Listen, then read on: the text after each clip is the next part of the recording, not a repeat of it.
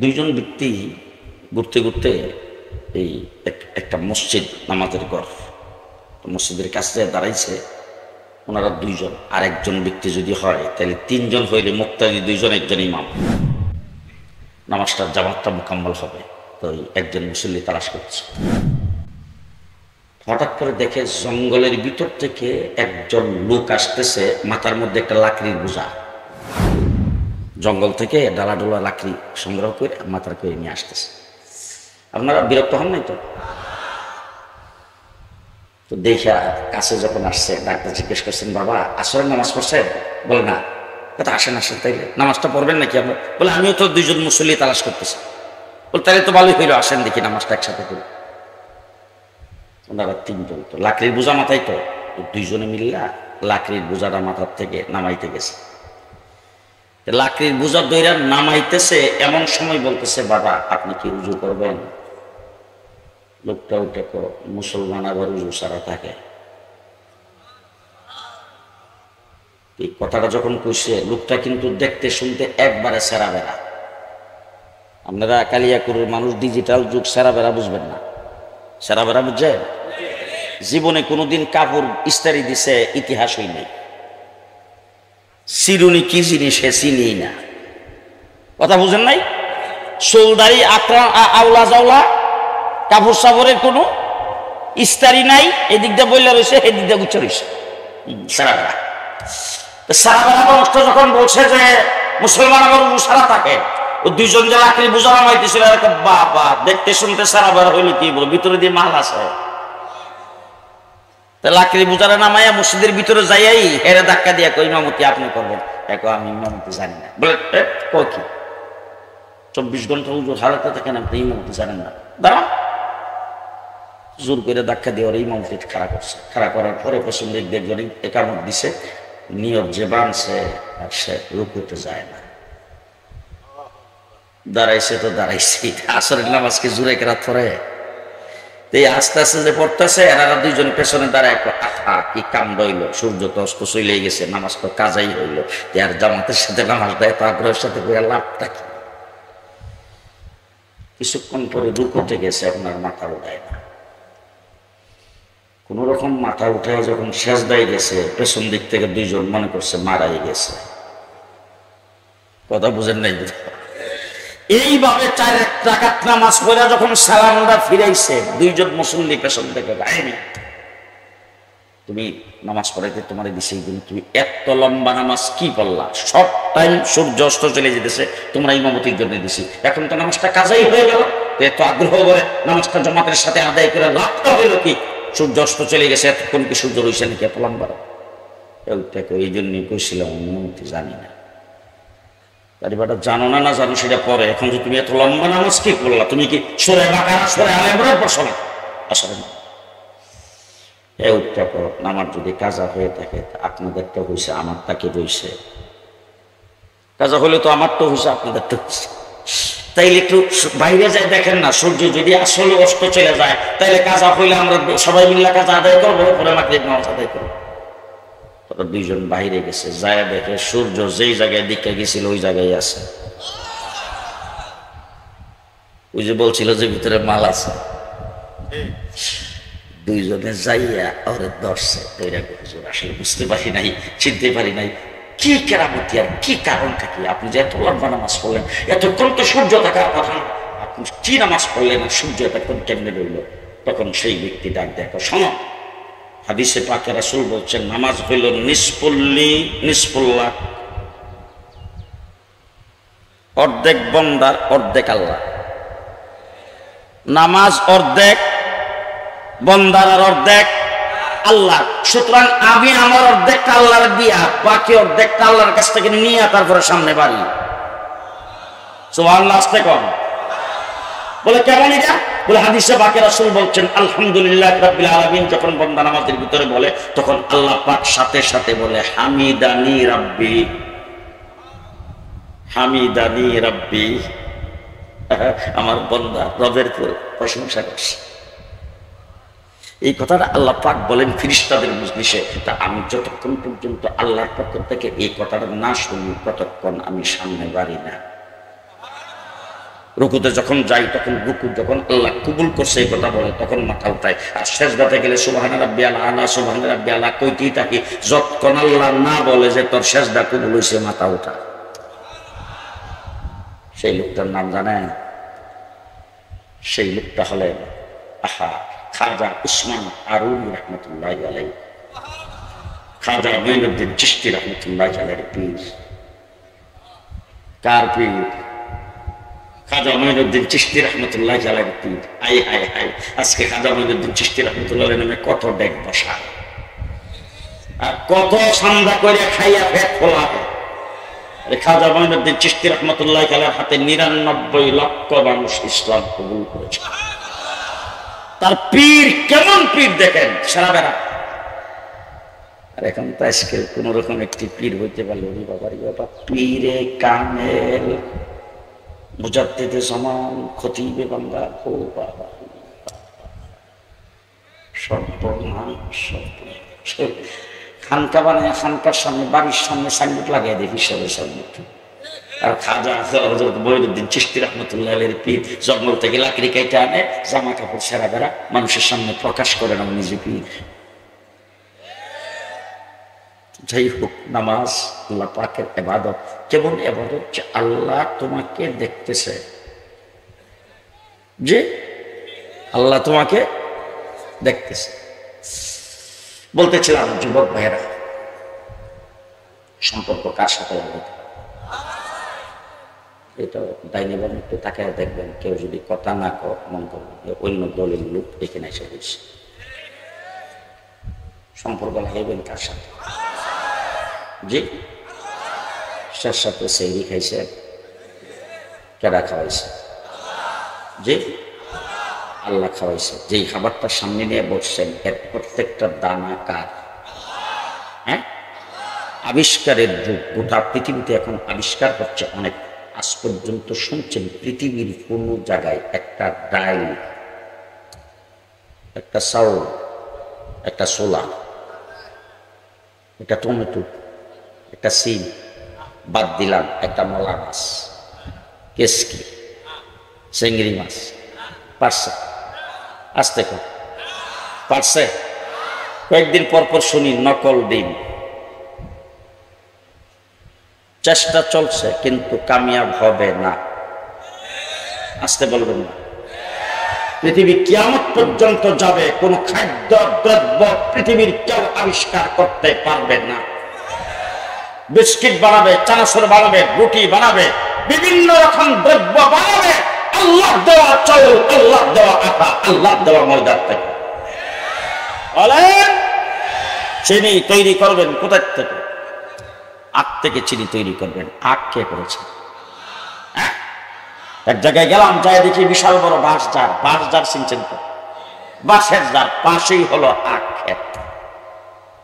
দেখতে প্রায় বাঁশের তার আখেরটা প্রায় সেম। আখেরও গাইড আছে, বাঁশেরও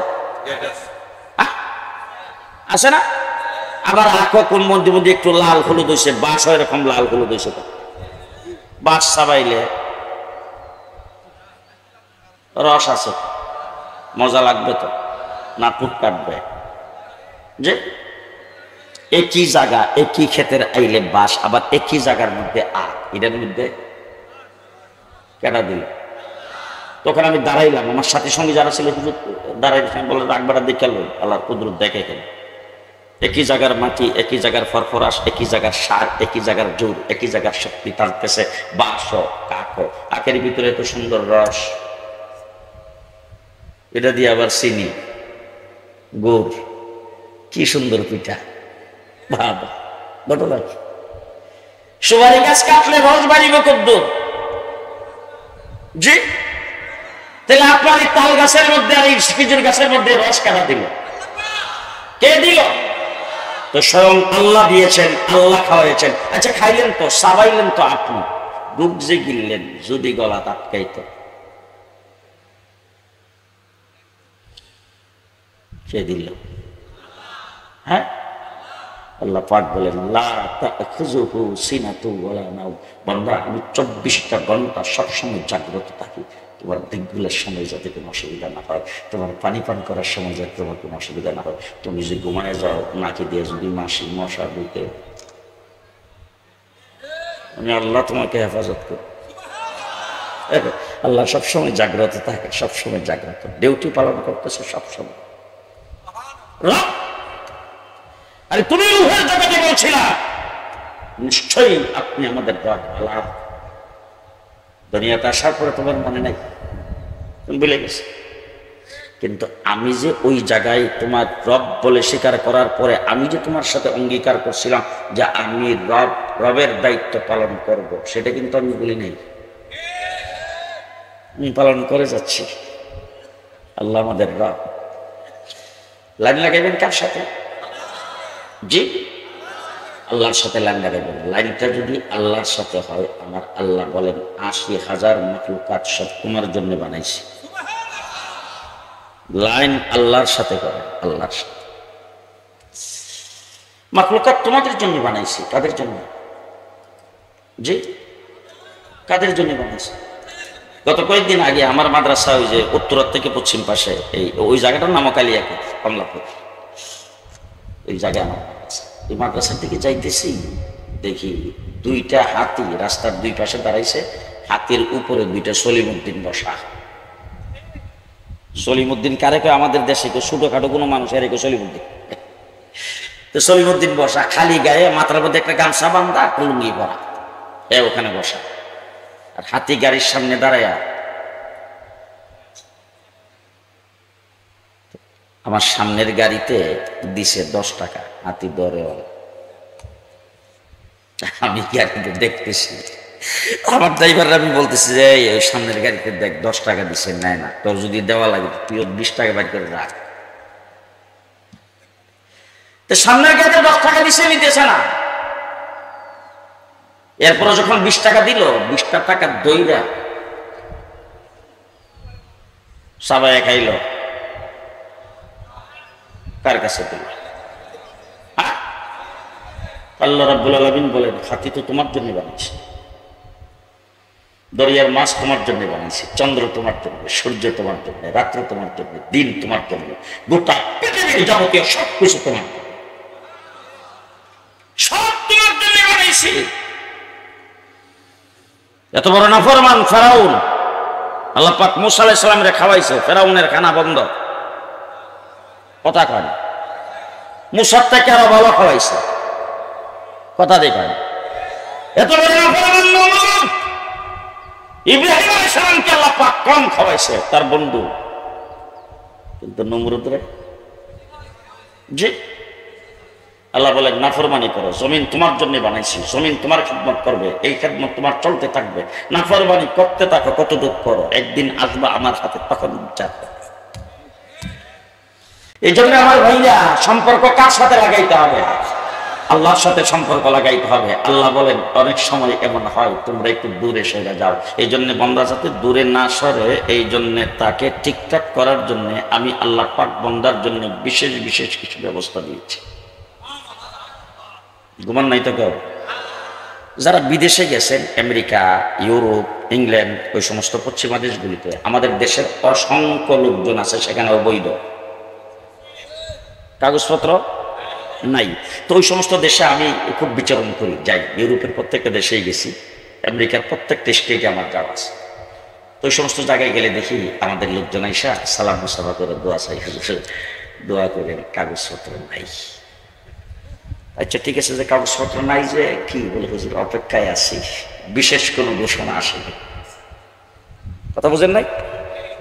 তো একবার গেলাম ইটালি, ইটালিতে যাওয়ার পরে লোকজন এসা আমাকে, একজন এসে বলতেছে হুজুর আপনি যে গত বছর আসছিলেন ইটালিতে, যে আপনি ট্রেনে চড়ছেন, বিমানে চড়ছেন, অথবা আপনি যে মানে বাসে চড়ছেন, এরকম কোন গাড়ির কোন টিকিট আছে? তুমি বললাম যে কেন, টিকিট তো আমি সাথে সাথে টিকিট আমার তো অন্য লোকজনে করে দিছে, আমার দিয়ে গেছে, আমি টিকিট দেখিও নেই, দরিও নেই, টিকিট কোথায় আমি জানি না। কেন, কি টিকিটটার দরকার?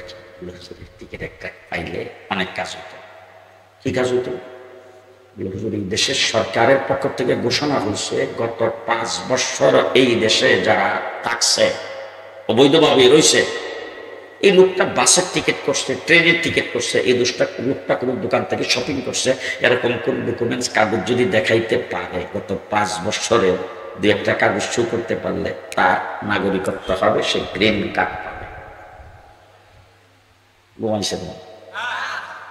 কিভাবে গ্রিন কার্ড পাবে? এরকম অসংখ্য মানুষ সাগরের পাড়ে যায়, দেখেন খেলনা বিক্রি করে, ছাতা বিক্রি করে, চাদর বিক্রি করে, বিভিন্ন জিনিসপত্র, কতক্ষণ পর যে দৌড়, কি দৌড় মানে আইতেছে পুলিশ, পুলিশ দেখলে দূর যাই আছি পাশাবার তাকে, সেখানে পুলিশের গাড়ি ঢুকতে পারে না, পুলিশ চলে গেছে, আবার এসে সেখানে বিক্রি করে। একবার গেলাম পরে সব জমে গেছে, জমা তারপরে কেউ কান দেয়, কেউ করেন। বললাম যে কেমনে আইলা? বলে হুজুর সাগর পাড়ি দিয়া 15 দিন বেহুশ আসলাম, সাথীর সঙ্গে মারা গেছে, আল্লাহ পাক আমাদের হায়াতে বসে, ওই বছর বসে আইসে 7 বছর। 7 বছরের ভিতরে এখন বলে হুজুর দোয়া করেন, ঘোষণা একটা আসছে, বিশেষ ব্যবস্থা, 5 বছর এই দেশে রয়েছে, ডকুমেন্টস দেখাইতে পারলে আর 5 লক্ষ টাকা জমা দিলে। সরকারের একটা বিশাল রুজির ব্যাপার, ওখানে 5 লক্ষ টাকা করে যদি 500 মানুষে জমা দেয়, 5000 মানুষে জমা দেয়, তাহলে কত? এরকম অনেক টাকা পয়সার ব্যাপার, সেরকম কয়েকদিন পর একটা বিশেষ ব্যবস্থা দেয়। আমার আল্লাহ বলেন, তোমরাও যারা গুনাহ করতে করতে অনেক দূরে চলে গেছো, তোমাদের জন্য বিশেষ ব্যবস্থা রমজানের মাস। আপনারা কেউ ঘুমান নাই তো? কয়েকটা অসুস্থ মানুষের কয়েকটা কথা শুনে। আচ্ছা, ওই এক বাচ্চারা বসি বাইতে গেছে, বসি আপনাদের দেশে বাইনা বলে, তো বসি বাইতে যায় 3 ঘন্টা বসি বাইছে, মাছ পাইছে 6টা।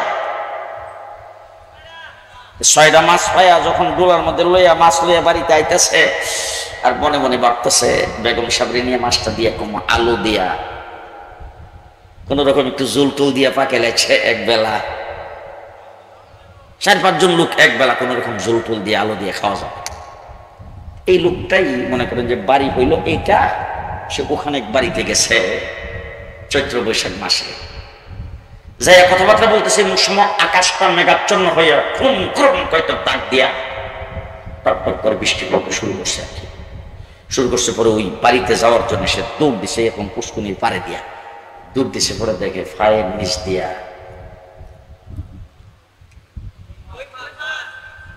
আপনাদের দেশে এরকম উজায় উঠে না, আমরা দেশে বলে এরকম উজায় উঠছে, কথা বুঝেন নেই কারবার।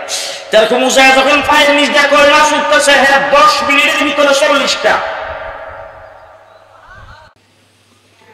ও যুবক ভাইরা, সম্পর্ক কার সাথে লাগাবেন? আল্লাহর সাথে সম্পর্ক লাগান, আল্লাহর সাথে সম্পর্ক লাগান। হযরত শামসুল হক ফরিদপুরি রাহমাতুল্লাহি আলাইহি বলতেন, তুমি আল্লাহরে পাইছো, দুনিয়ার সব পাইছো, আল্লাহরে পাও নাই তুমি কিছুই পাও না।